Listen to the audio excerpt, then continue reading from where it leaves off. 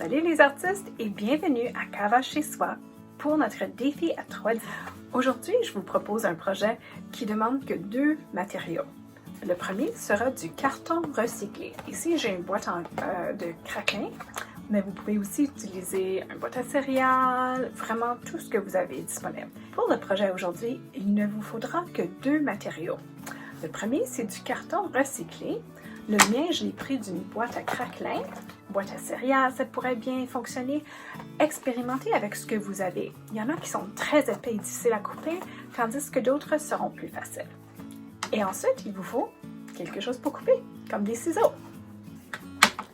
Maintenant, notre but sera de faire une sculpture avec le carton qui ne demande aucun colle ou ruban gommé, rien à part juste le carton. Et je vais vous montrer un petit peu comment que ça peut avoir l'air.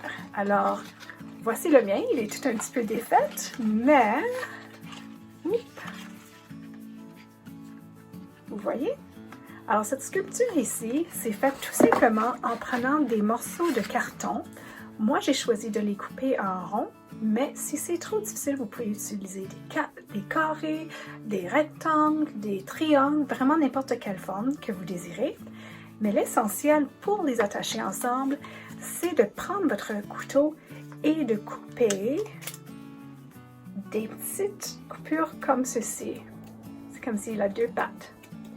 Et vous allez faire ça à chaque morceau, là où est-ce que vous voulez les attacher.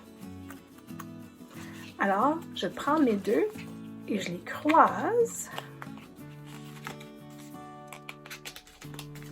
comme ceci. Et si vous assurez de bien placer ensemble vos morceaux, ça devient une structure assez solide.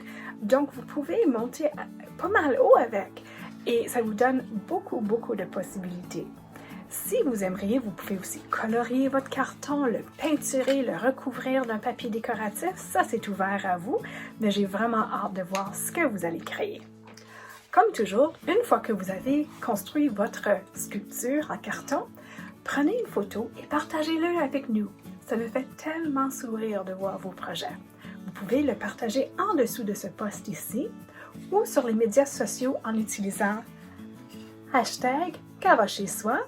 Vous pouvez nous taguer avec @galerie-cava et puis vous pouvez toujours me rejoindre directement à nadia@whimsical.inc.